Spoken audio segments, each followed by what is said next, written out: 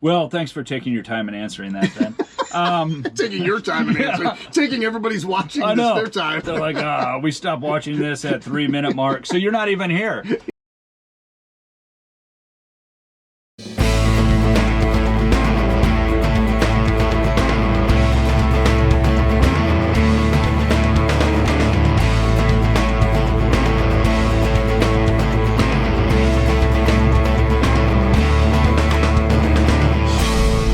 Ladies and gentlemen, welcome to another episode of Riding with Jonathan. I am your host, Jonathan Larson. We are cruising the Costco parking lot, looking for the elusive interviewee. There's a lot of people at Costco all the time. This place is kind of dangerous. No way, look at that. Tom Henderson. No way. Dude, get in! Jonathan, how are you, buddy? Good! Oh my goodness! Holy cow, it's a rare sighting. How amazing, you're finding me at Costco. Yeah. Get in, we'll get out of here and then we'll get you situated. Yeah, the buckles are a little bit different. That's all right. Yeah, how are you? Are you on your lunch break? No, Are we recording? Yeah, we're recording. Oh, okay. Good, I like that. We're always live. I like it. You know what? This is. You know how like Taco Bell had a promotion one time where they were running like fourth meal. Yeah. This is second lunch. Second lunch. Because here's the deal. You know what? It was a light lunch, and you know me is when I need a snack, I'm gonna zip in and get myself my favorite snack of a hot dog. Oh, they are the best. They are the best. I do have beef with Costco, and that's only because they dropped their combination pizza. Their Supreme. Before the COVID, they had it, and then afterwards, they're like, man, that's a lot of work to have all those ingredients. Maybe we just don't do that anymore. And I'm kind of bummed. It was a great deal. Yeah, I think you can still get on Take and Bake, though. Oh, you can? I think. Yeah, they got a great beef dish all meat that you should try out. I'll try that. Yeah. This is not a commercial for Costco whatsoever. They are not sponsored or sponsors of us yet. I do feel like they should sponsor RESGEN, though, when you think about it. I think so. They find there's couple things you're going to get when you hear me speak most of the time, and you know this, Jonathan. Yep. You're going to hear some sort of illustration with Costco, yep. And you're probably going to see a picture of me and my inflatable pool. Exactly. Did you get the pool at Costco? Actually, no. Actually, I got it from a local retailer called Lewis. Oh wow. Yeah. Wow. Another sponsor. It's potentially. Listen. I buy one inflatable pool a year as a way to just beat the heat and invest in my marriage. It's kind of become a thing, and it's very fun. I have some friends that say they don't think summer has started until they've seen a picture of me in my inflatable pool. Well, there you go. Yeah, we go to Wild Water West, local water park, but now this year the kids are like, can we just put up our own pool? And then, because that's just what they want to do now is dive and stuff like that, and it's not as far. So yeah, it's good. So no, I understand. So this is Tom Henderson. He's with RESGEN, and we're gonna have all the information down below. And we are sneaking him in. It is winter, almost, in Sioux Falls. We're doing all right. This is kind of a nice reprieve from the snow we had. So, yeah. We got the bus back out, and we're able to do this. So we wanted to do a little fun Costco. Yeah, roll up your window by all means because it's winter. You just said it was. Yeah, but I was like, it is a little drafty. It is. I could turn on the heat. Yeah. So that's on. This is my first Volkswagen that has a heater that actually kind of works. Wow, upscale. My Bug, it didn't do anything. That's when I was younger and hardier. Now this one, once I drop these levers, in about 20 to 30 minutes, we'll have a little bit of warmth come through. I'm looking forward to it. Yeah, you may or may not notice. Yeah, the seat heaters don't work in this yet, but hey. So Tom, tell us a little bit about. I know you're eating, and that's kind of just like tough. But that's great. You just got to do it. I'm just gonna drive around, but you just tell me a little bit about RESGEN, what you have coming up, and we'll just kind of go from there. And if you see people, you can wave, you can honk. Sure. And you can bring I can honk your vehicle horn. Yeah, that's amazing. If you want to give it a shot, it's the best part. So yeah. So here's the deal, Jonathan. Thanks for the invitation, by the way, to be able to hang out with you here in the van and with your audience. Yeah. Love it. And so RESGEN, we actually started RESGEN on April 1st, 2010. Okay, so we've been going almost 16 years now. And the full name, because people say, well, what does RESGEN stand for? It has to stand for something. Yeah. You know, it's a restoration generation. And it's all about restoring generations of relationships with God and with each other. Okay. And so it really birthed, the ministry birthed out of a lot of my story and seeing God restore the relationship, number one, with me and him, and then restore the relationship with myself and my dad. A relationship that was broken from the time I was a little kid, but that it was one that I always prayed for. And so through God's faithfulness, that relationship was restored. And then as I started speaking, I was a youth pastor for 6 years, and then worked as a part of another ministry for about 3 years and started traveling and speaking. And then when I started RESGEN, it was one of these deals where I was just like, man, so many of these students are resonating with my story. Yeah. They come from similar backgrounds, similar life filled with broken relationships. And a lot of them were asking Jonathan the question of, well, can I even have healthy relationships in my life? Can I grow up and have a healthy marriage? Can I have a healthy relationship with my kids potentially if that's in my future?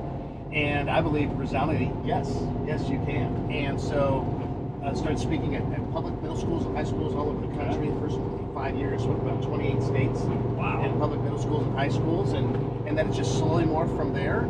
And now, of course, I don't do a lot of speaking with students anymore. I do much more on men and marriage and those kinds of things. Okay. All right. And you have a big one. Well, they're all big, but this one is even bigger coming up. Yeah, so one of the things that we started 10 years ago, out of, again, conversations that I was having with students of these conversations of that we're doing a great job of communicating the gospel, seeing them make real positive decisions in their kids and in their lives, but then them telling me that when they go home, they're going home to a home without a dad, or if he is around, he's not there emotionally or mentally or spiritually. And so I thought, back in 2016, I thought, well, what if we did one event just for men, just for dudes? And could we potentially impact men's lives to and impact the foundation of the home and the foundation of these kids' lives? Sure, okay. And so we started our very first one with that. Matt Hammond, who was the former lead singer of Saint Disraeli, had a very popular song at the time called "Lead Me." Yep. Back in the day, and I had just done a tour with that band, and like you were in the band touring, like. So I was a speaker. I was a speaker on the band. So I traveled on the tour bus. And did multiple cities with them, and Matt and I, and as well as the other members of the band, we became friends. Big bump, hold on. Got it. And so out of that came a friendship, and so Matt and I were talking. I said, Matt, I know you have this song "Lead Me." I know you just did a men's event in your town. What would you think about doing that in Sioux Falls? And so that's how the very first one happened. And then I wanted to ask. I had no, thank you. All right. But that it is a nice one. If anybody wants one. Right here. I don't know what street we're on. Are we on Lake? I think we're on Lake, maybe. Is that right? I think so. Okay, right on Lake Avenue, right here in Sioux Falls. Okay. Go pick it up.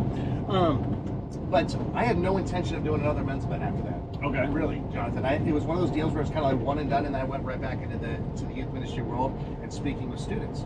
Well, several months after that, 3 guys, unconnected to each other, ran into them, at Starbucks or wherever, and they tell me, "Hey, Tom, are you ever going to do one of those men's events again?" And I was like, okay, well, 3 people not connected to each other at different times asked me the same question. So I thought maybe we should look into that. So I talked to my board. That's when we did our second one. And the next year we went, the very first one we had 123 guys. Okay. The second one we had 368. We thought, okay, maybe God wants this. And then the third year had over 800 guys. Wow. That was when we kicked off our marriage event called Date Night Comedy as well. Okay. In 2019. But that was a very long answer to your short question. Yeah. I've got a big one coming up. Okay. Yes. February 21st, we're going to have our 10th anniversary of the RESGEN Men's Summit. And we're having it at the Denny Sanford Premier Center. Which is a huge venue. What potentially could be a huge venue. That's where all the concerts are, all the big games and stuff like that. Right, for a concert it seats 12,000 people. What we're doing is we're setting it up at half court. And then we will be basically doing the event for half of the arena, half of the Premier Center, with floor seating, a horseshoe kind of a lower bowl, and a horseshoe upper bowl. Okay. And so we're praying for 5,000 or 6,000 men, ages 14 to 84, to come and be a part of a day from 8 a.m. to 2 p.m. Saturday, February 21. We got speakers John C. Maxwell, leadership guru. We've got Tim Tebow coming. We've got a great friend of mine named Sammy Adaby, who was the tour speaker and a pastor out of Toledo, Ohio, but he's toured with Toby Mac for years upon years. And then my good buddy Johnny W. doing some comedy. Okay. And it's going to be a great day that it's going to bring dudes from all over the place. And every time I give an age limit there, people are like, well, Tom, what if my kid's 13? What if my kid's 12? Whatever. Yeah. I know you got a younger son. I got one who's going to be 13. He's coming. And he's coming. And so here's what I always tell dads and parents is, man, you know what? If you feel that your son is ready for a day full of content like that, what a great experience to have together. Yeah. Because here's what we know about experiences. When you have shared experiences, it leads to continued conversations. Yep. And just as one of the things I love to talk about with parents is how, in the giving of gifts, understand that toys break and trips bond. And so when you have this kind of experience with your son, which you're going to experience this year at the Premier Center, that will last way longer than a video game. That will last way longer than any kind of toy or article of clothing that's under the tree. You're given a shared experience that's going to continue on through conversation and a meaningful experience together and creation of memories that is going to strengthen your relationship with each other, but then of course also your relationships with the Lord. Yeah, I'm excited for it. I take my son everywhere he works with me now. As you can see, he does a lot of that stuff. Yes, so, and he's saw him this past week. It was great. Yeah, he's good with this stuff. But I went last year for the first time, and I don't remember. I went on my own, and then I knew like 40, 50 people there easily. It's one of those things where even if you're just going by yourself, you're guaranteed to know people who are going to be there, and it's a great time, and I'm really looking forward to it. So that one's coming out. Tickets are probably still available on that one because there's a lot of tickets for that, and then different price ranges as well. And did you say it was open seating? Yes, and we did that purposefully. So first of all, I'm glad that you brought up price, because some people, they'll say, Tom, well, how do you do it for as inexpensive as you do? Yeah. Because the upper bowl seats are only $20. Okay. Lower bowl's $40, and then on the floor is $75. And it takes a lot of money to put on an event like this. But here's what has been so amazing, is that we have, as you know, we have a super supportive community. I mean, we are blessed with the city of Sioux Falls and the benevolence and support. And we have seen so many companies and individuals say, Tom, the time is right. This is what needs to happen for a major movement like the Men's Summit's going to be this year. And so we want to help make that happen. And so because of that, we can defray costs to make it extremely inexpensive to have those kinds of communicators, to have the production level we need, to rent the Premier Center, all those kinds of things. And even the Premier Center partnered with us in a great way. And it's just been, look at, we got a walker. Yeah, we got a walker. Go through. You have the right of way. We'll wait. We're not going that. Oh, yeah. Get this bus shut down. But then, actually, some people were asking. They were saying, well, so do we have assigned seating this year? Because in the past we've always hosted at Central Church. But it was real important for me because, as we know, in our culture, we tend to be a last minute culture. Absolutely. And then secondly, men are even more last minute. Yeah. And so what I didn't want to have happen, Jonathan, was let's say that you're working on a couple of your buddies to come with you, and then they finally, a couple days even before, if tickets are still available, they say, okay, bro, we can come. And you're like, ooh, yeah. Okay, but I'm in section 112 and you're in section 118. Sorry. Exactly. We'll see you at the break. Yeah. I didn't want that.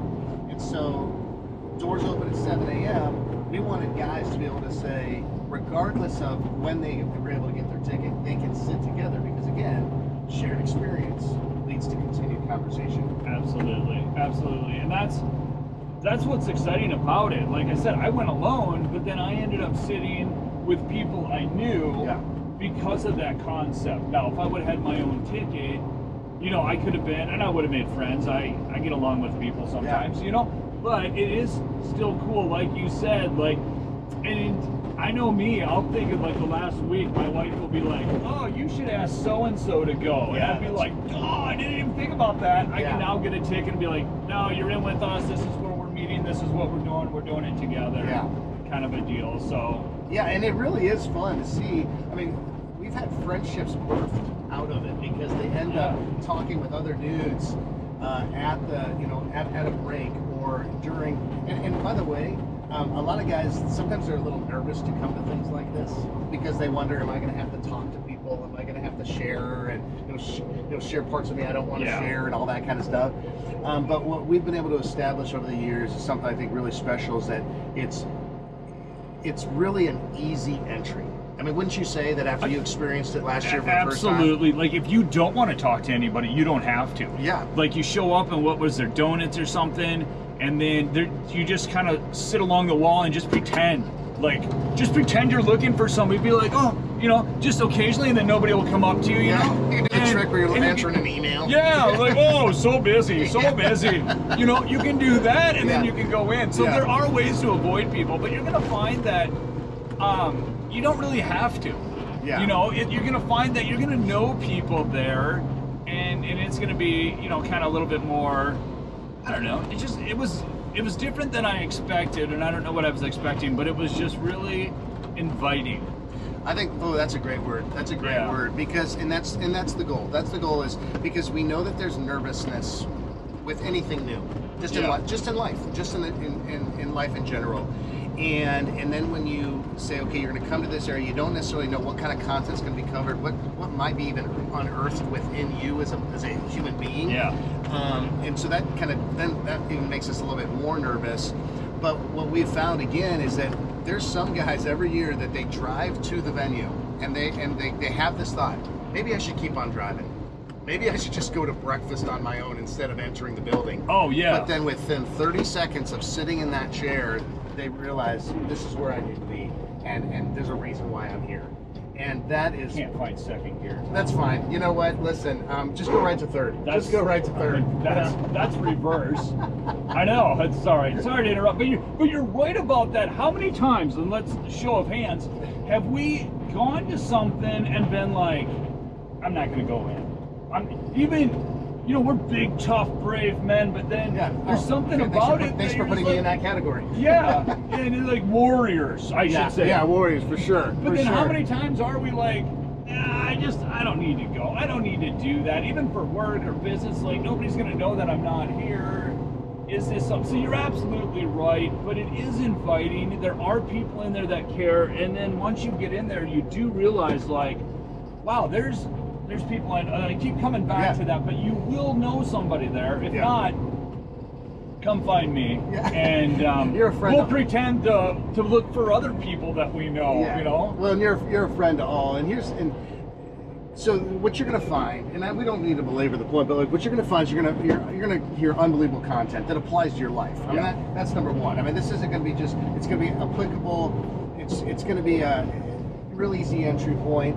But then you're also going to have this community feel, and the reality is that as long as I've been working with men specifically in marriages, which has been now for 10 years, and being a dude myself, I know that sometimes, you know, we can feel like we have to have it all together, and we feel like when we enter a space, there has to be this posturing of showing that we belong, or that we should be in this room, but somehow all of that is stripped away, and all of a sudden God just begins to speak to us in a very personal and rich way. That the room is full of people, but it's as if there's this one message, or this one sentence, or this one conversation that takes place at a break that was like, you know what, that was important for me. I actually personally just got back from I was down in at an event with John Maxwell, and going to be here, of course, for the summit, and his team,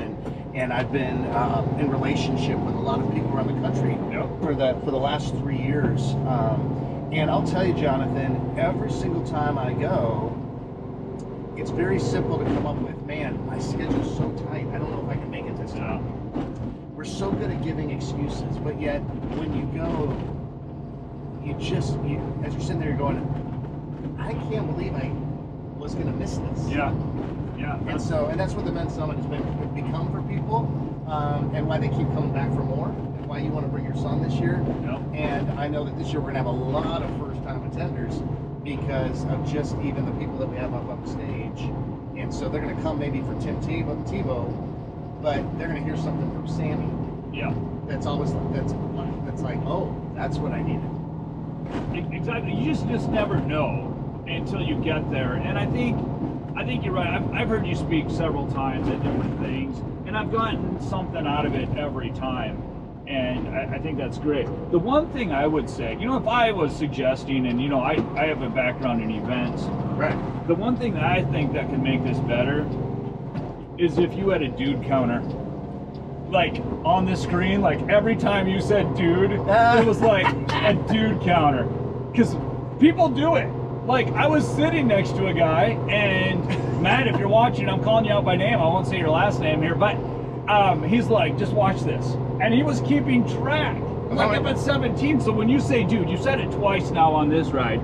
But, like, I'm just on the screen if you had your production company, and then just like, I just think it would be funny. Oh my gosh, that is rich, dude. That is rich. See, I just said it again. Yeah. So you're telling me You said dude probably 25 times at least. In the course of a 6-hour event? Oh, probably more than that. I think we were at 17, and it's just like, and you're dudes, and then you just kind of say it, and I just think it's kind of funny. Oh my gosh. Like, if I was part of your team, I love that. I wouldn't have told you. Yeah. And I would have just had the production guys make us, put it up there in the corner while you're speaking.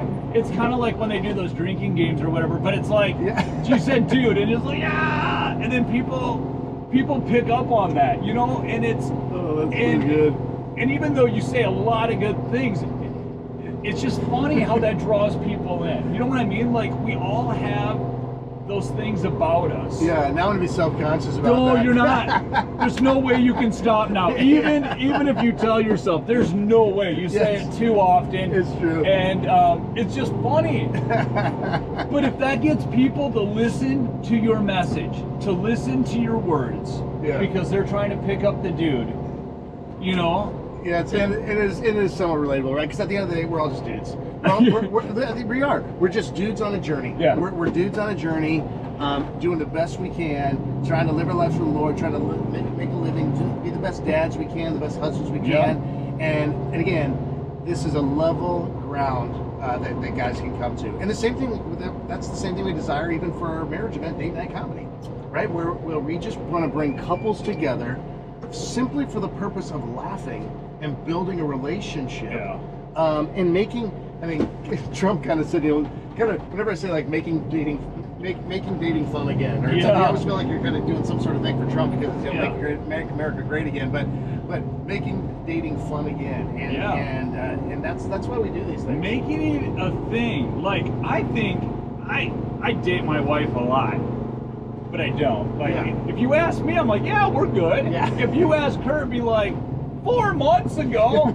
And so that's one thing we got to do more of. Like, you should be dating them like you were before they said I do. Like, putting in that effort and trying to woo them back. Zig Ziglar, I've read a lot of his stuff on that, and he's got a book on that. Like, he is adamant about that, like trying to win her affection like every day, just doing little things. So I think that's great. The comedy was fun. I'm excited that it's one night this year, right? Yeah, date night. It's gonna be one night. Yep. Before it was 2 because of space. Yeah. And so it was kind of funny because my in-laws came down and they went one night, and then we went the next night, and then it was like, well, did he say this or did he say that? Sometimes it was a little different, a little bit different, and it's so relatable. And that's what comedy that is funny is, more so because it's so relatable. It's like Jerry Seinfeld. I suppose you would go into it. It's just like, because we're actually thinking that we can see ourselves in that very situation, and it just makes it kind of funny. Yeah. Well, and here's the deal: laughter breaks down barriers. Yeah. And it leads to conversation in different ways. And I don't have to stop on it. That's okay. That's all right. I thought you were trying something new. Yeah. Something new. But with the big truck behind me. Yeah, exactly. It's like, man, that guy. Yeah. the other thing about laughter is that laughter opens us up to learning, because it does drop down the walls. And so the primary goal of our event, Date Night Comedy, which by the way you mentioned is one night, so that one night is Friday night, January 16th, and we've moved that down to the Washington Pavilion. Okay. We're so excited to be downtown Sioux Falls this year. And so while the primary focus of that event is laughter, and you will laugh, you'll be amazed, because we've got Ted Cunningham, who is one of my, just a great friend of mine, the master at mixing comedy with content. You're laughing one minute, and then all of a sudden you're like, ooh, I can actually implement that into my marriage and make my marriage stronger. Yeah. But then in addition to him, this year, I've got Dustin Tavella coming. And Dustin Tavella is an illusionist and comedian that won America's Got Talent in 2021. Oh, okay. So he won, and he is really a storytelling illusionist. The way that he weaves story into conversation about marriage and faith, and then all of his magic tricks and all of that is just unbelievable. And so it's going to be a night that I truly believe will be not just transactional or he was into it. He was. It won't just be like, okay, that was a nice date and then we check that off the list. But I think it's going to be a date that again leads to continued conversation, and that it could be transformative in a lot of relationships. You want to see if these guys need a hand, or they need us taking? Looks like they're taking a selfie. Yeah, I'm thinking they probably are not going to want to necessarily. Let's go down this street. Let's just and see. Man, I love. We have got great leadership in our community. We have excellent leadership, and that's why I'm not going to go knock the door for them and be like, "Hey, there's some guys that want to talk to you out here." But look at this house right here. Oh, we can go by there. That's pretty scary. Look at this house. This is okay. I'm gonna go by it so you guys can see it. These people are still celebrating Halloween. 2 weeks later, as we're recording this in mid-November. But wow, that is frightening. I would never want my kids to trick or treat there. I don't think so. Yeah, that's a little frightening. But back to date night. I just feel like that. If it can be a catalyst, and one of the things that we try to do at RESGEN, whether I'm speaking at a corporate event, whether we're doing the men's summit, we're doing date night, our men's retreats, we view those as catalytic events. Okay. Catalytic events that can lead to what's next.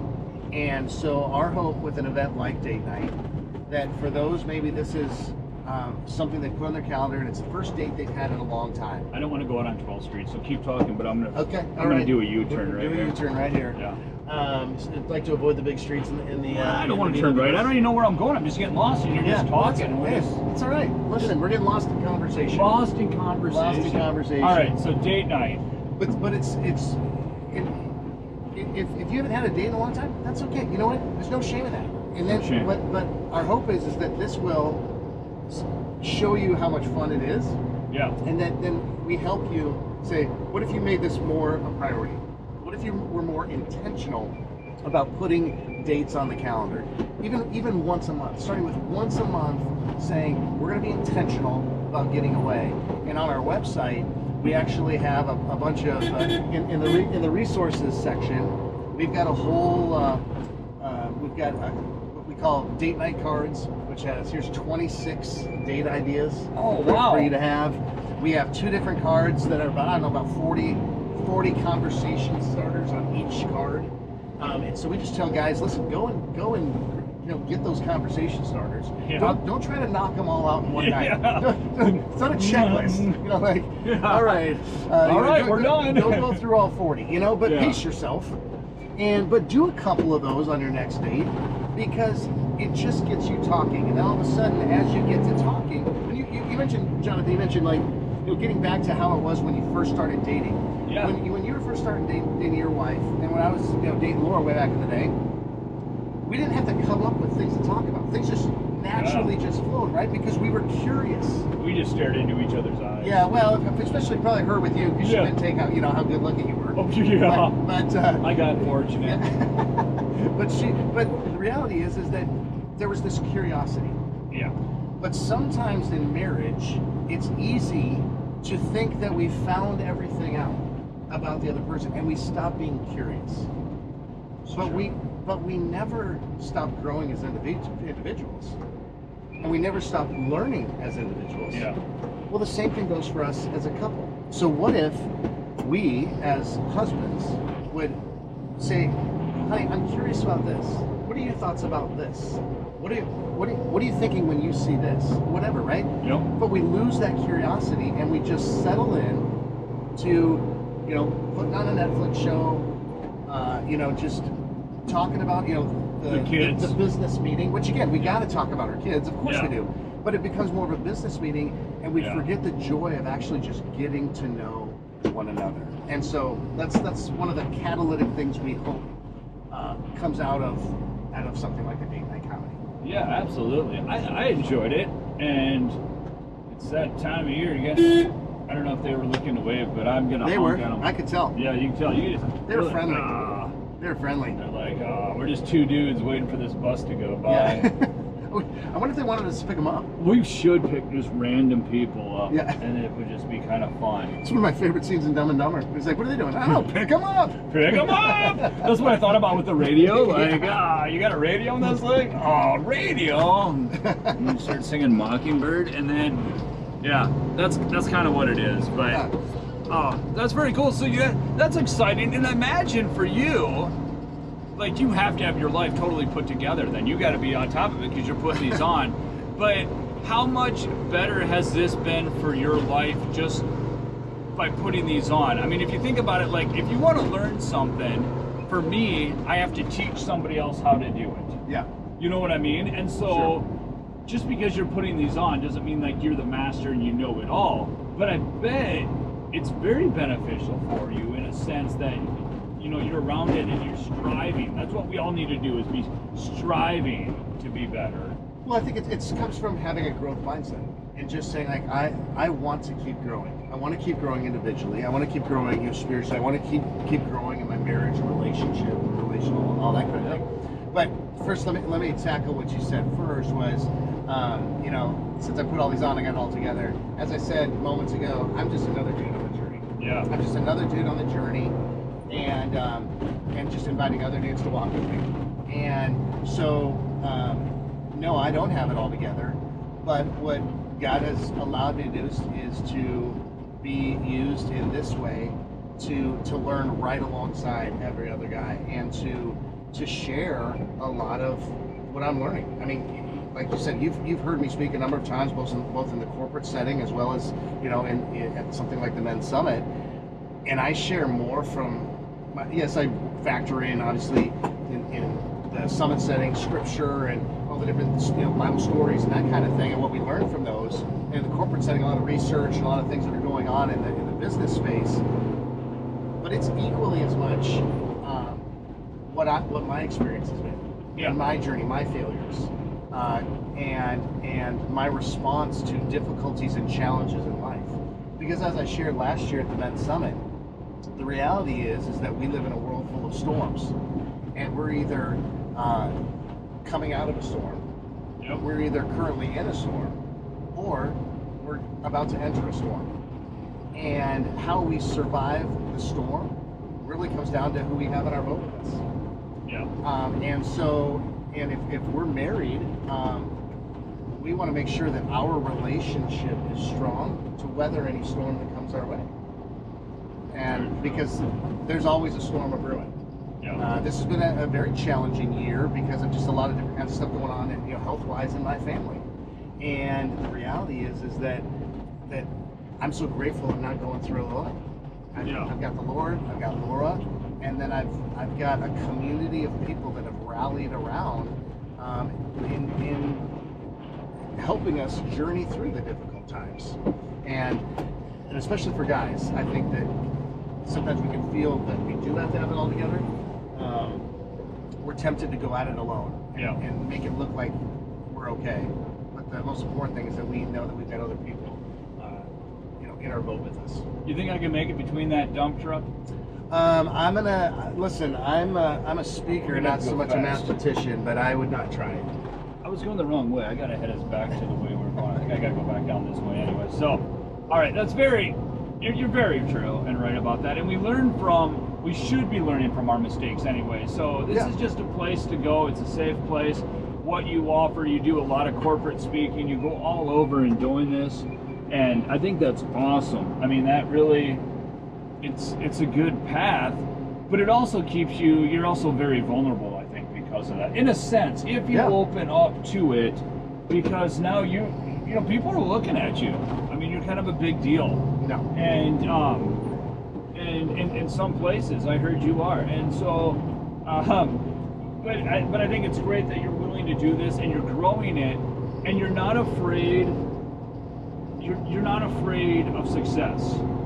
I struggle with that a little bit, and it sounds really weird, but sometimes I feel like I don't deserve that. I shouldn't do that. I shouldn't be able to grow my company that big, or I shouldn't. You know what I mean? Like, why do I have all that I do have with family, whatever? But I think it would be easy for you possibly to stay in that same area where you are and just be like, let's not try to grow this to 6,000 guys. You know what I mean? Like, you can keep it small. It's very successful that way. But it's a huge leap of faith for you. I mean, let's admit that, because it's like, this is huge. I mean, this is not just like doubling it. This is going for 6,000 guys. You're bringing in big names, and you're saying, no, this is what we're gonna do, and now you're all in. Does that make sense? Like, yeah, that's a giant leap. Yeah, it is. But here's the deal. Like, again, one of the things I think that's so important for us is really to determine what our definition of success is. Well, yeah. You know, I think that's and for me, success is not based on a number or you know, we got to hit this mark here, or it's a number one. It's success in the eyes of the Lord. Am I doing what He's called me to do? Am I doing it faithfully with the right motivation? And then it's with Lord, my boys next. Yep. It's because, you know, how they view me is more important than how anybody in the crowd views me. And so this is, and so a lot of it comes down to our identity. And is my identity based in the growth of an event or the growth of RESGEN, or is my identity based in the Lord and in my family? That's why you know, when you've heard me speak, I always, when I share who I am, I would say I'm a follower of Jesus. I'm a husband to Laura.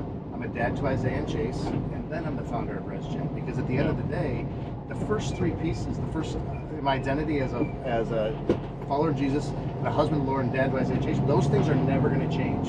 Sure, I'll always be the founder of RESGEN, but at some point, yeah. I mean, what if RESGEN ceases to exist? If I'm only known as the founder of RESGEN, or you know, whatever the title is, well, then my identity goes with it. And so that's such an important thing for me to just remember, and that's why I do that. I do that because it's a reminder to myself. Yeah. That this is what my identity is based in, and whether the Men's Summit is around for one more year this year, if it's around for another 5 years, 10 years, Date Night Comedy, if RESGEN is around, none of my identity changes. It's just how I'm, you know, utilizing the gifts and stewarding those gifts that I've been given. But then on the second part of like, yeah, we're trying to, you know, ramp it up in 6,000 guys. It's not so that we can say we had 6,000 guys there. It's because I know there's 6,000 plus men that need the messages to enter through their ears, and then travel into their heart so that they can live that out. That's what compels me to do it, is because I know how beneficial this has been to my life, how it's been beneficial to other dudes' lives, and I know there's more people that we have not been able to get this messaging out to, that when they hear it, it's going to transform their lives. Yeah, no, absolutely. When I went, and you made this announcement last year at the end of it, and you're like, hey, we're going to get 6,000 people here. Can you think of 10 people? I instantly thought of 10 people. And I hope everybody else did. I mean, it's just anything like this, no matter where your walk is with any of this, just to be a father, a husband, a business leader. Even if you're not a leader, everybody's a leader. Right. Leadership's influence. Leadership is influence. And every day you have the opportunity to influence someone positively or negatively multiple times a day. Yeah. So.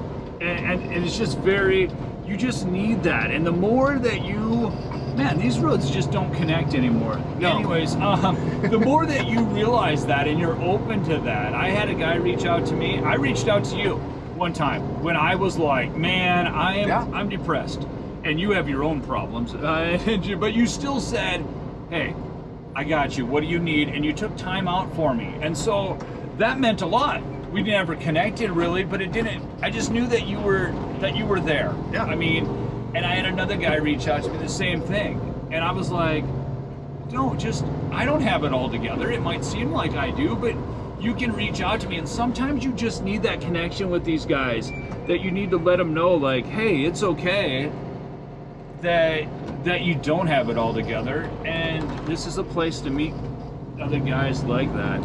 Yeah, and the reality is that when you sit in a sea of humanity and you realize, man, I really am not alone, and it's one of those deals where it's hard to explain, but once you've been there, you say, I'm glad I came, and next year I'm bringing more guys with me. And so that's the challenge that I've been putting out to Jonathan, and I'm so grateful that you took that challenge and you're thinking of the 10 guys. I'm so glad that you're bringing your son this year, and I'm excited to see you bring some other dudes with you as well. But you know, the thing that I just hope is that everybody takes that challenge to heart, because there's a need we have. That is a lot of seats. It is. And I can't do it on my own, and I need help filling them. So, God, I got so wrapped up in this. Yeah, dude. I do these 20 question things. Let's do it. We're in a parking lot now. Let's do it. And did you get hot? Tell me you got hot. You got a little warm. Yeah, listen, the heater on this one works fine. Yeah, I'm not gonna take it out in the winter. I vested it up today too, because I didn't know what the temperature when I know what you travel around in, so I was like, I better bring an extra layer. You better bring it, yeah. Any later, we'd be out here in our mittens and our scarves, but we'd be doing it. So I'm gonna ask you, these are rapid fire questions, but not all of them are rapid fire answers. There's no wrong answer. Okay, got it. Because you should be the only ones that knows this, and then we're gonna go through it. But yeah. All right, here we go. Is your bed made right now? It is. Okay. What was the best decision of your career?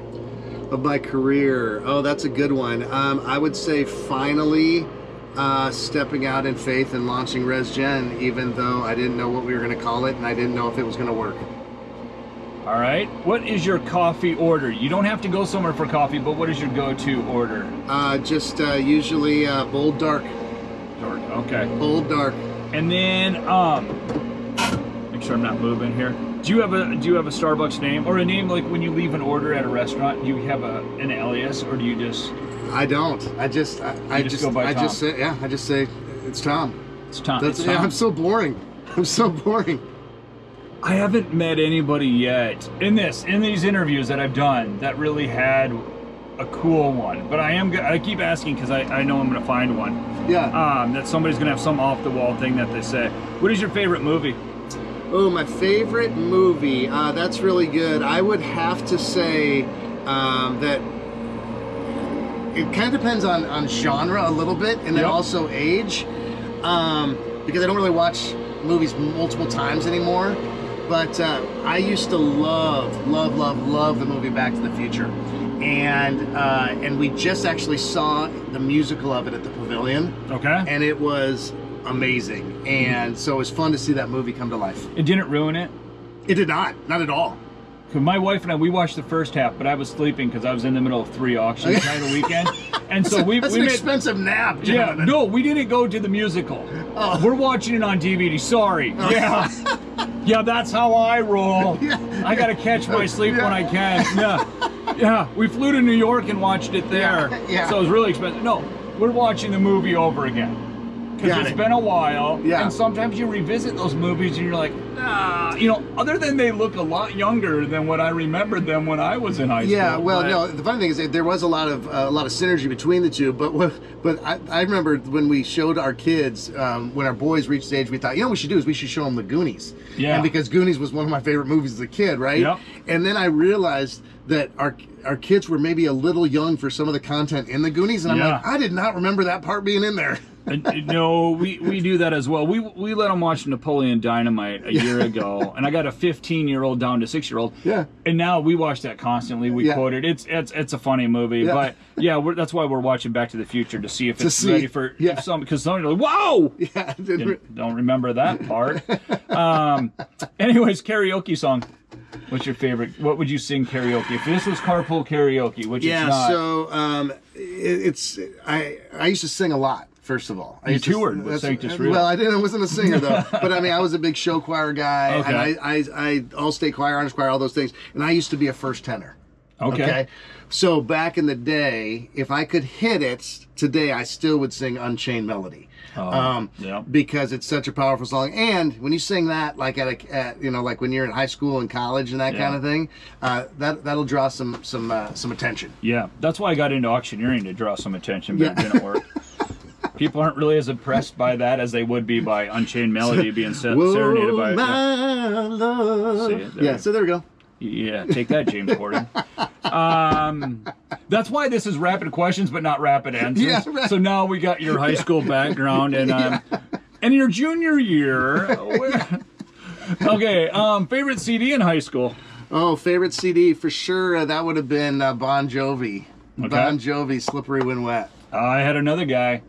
One? Pete Hansen, if you walk back, I'm pretty sure it was his as well. Okay, yeah. He didn't have the CD though; he was poor. But that's in there as well. Well, I had a tape. Okay, oh yeah, that's what he had. Yeah, so I had a tape, and then I remember and Bon Jovi Skid Row was actually my first concert I ever attended at the Sioux Falls Arena as well.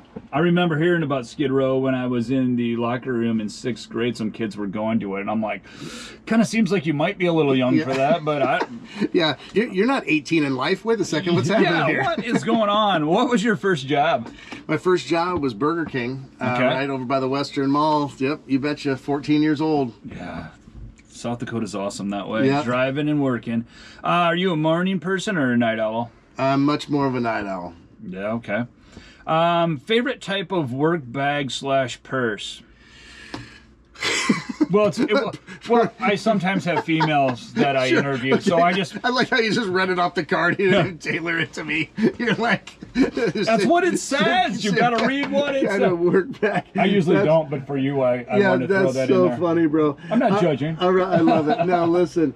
Yeah, I don't have a Merce. That's not. But I, and I'm not really like a designer bag guy or whatever. But I do love my. I guess it'd probably be the Salvation. Not the Salvation Army. What's the Army knife? The Salvation. What's the Army knife thing that has a backpack? The Swiss Army knife backpack. Yeah. Or Ogio, I think, is my current one that has So again, I'm not a real bad guy, brand name stuff, so that kind of lost on me. All right. Well, thanks for taking your time and answering that, Ben. Taking your time and answering. Taking everybody's watching their time. They're like, we stopped watching this at 3-minute mark, so you're not even here. Oh, that's hurtful. Yeah. That's hurtful. Oh, they'll stick by. Favorite meal? Favorite meal? Laura makes unbelievable white chicken enchiladas. Okay. Just this and the reason I say white chicken because there's a mixture of chicken in it, but then it's the white sauce on it. Yeah. Oh, so good. Yeah, that's what you like. So good. Right. What's your most irrational fear? My most irrational fear. I don't know that my irrational fear. That's such a difficult question, Jonathan. Yeah. I don't feel like I get stumped by a lot of questions, but that one stumps me because I guess the biggest fear I have almost every morning that I have an early morning meeting is that I'm not going to wake up to my alarm. But that's not necessarily irrational. But I'd say that is a fear of mine, and it is probably irrational because the phone has never let me down. The alarm always goes off. Yeah. So, but it is one of those, I had a guy, I don't think I've aired it yet, but he was worried about being in space, waking up in space, or ending up in space. And I'm like, well, unless gravity fails us, I think that's a pretty safe deal. But I'm like, wow, that's a good one. Yeah. All right, what's in your trunk right now? In my trunk right now, I have some kind of carpet protector things for taking leaf bags to the drop off. Yep. So it's just like kind of protect. They're actually from the hospital that a friend gave me a long time ago. This is back when I lived in Oregon, was a youth pastor out there, and I was painting my house, and they are surgical things that they put underneath because they don't leak, and so I would put when you paint your house, they're great because then you don't have to worry about getting paint on your carpet. And so he gave me a whole bunch of these when we were painting our house, and so I still have them, and now I use them for everything. Note to self. So you recycled. Yeah, it's crazy. Yeah, and they weren't used surgical pads, by the way, on the bottom of it. Oh, they cleaned it. It's all right. What's your favorite month? My favorite month, I would have to say, is, well, it used to be January because that was when the Men's Summit is, but now it's February. So I do love February because you're coming out of winter and into spring, but it's also Men's Summit month. Could be a long time still, though. Yeah. But, what is one thing you wish you enjoyed more? Ooh, that's a good question too. I wish that I enjoyed playing in the snow more. Okay.